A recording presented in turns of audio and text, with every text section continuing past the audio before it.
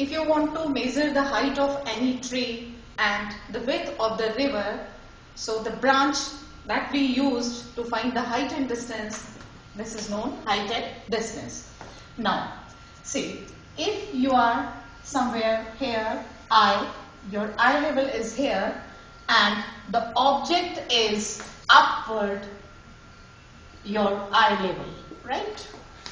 So you draw a line parallel to the base.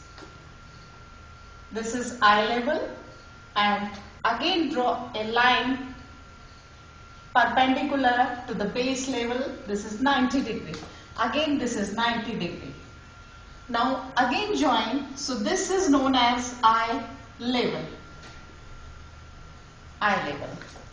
Again join the line from eye to the object. This is what it known? This is known as line of sight. So the angle between the line of sight and the eye level known as, suppose it is theta, so it is known as the angle of elevation. Why elevation? Because the object is in upward direction with your eye.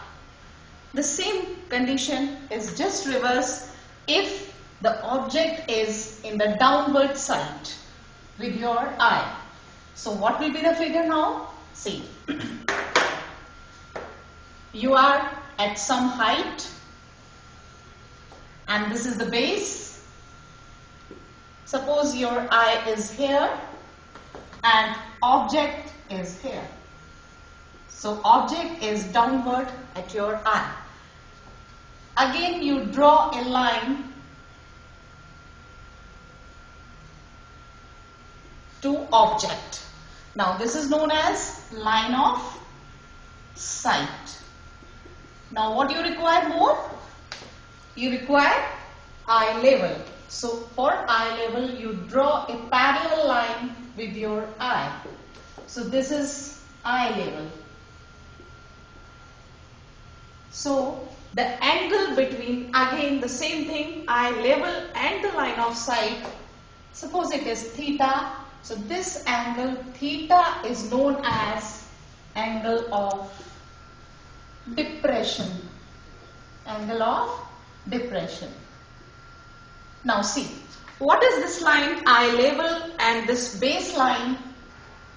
Are they parallel or not? They are parallel. When they are parallel, so this is known as a transversal side, that is line of sight.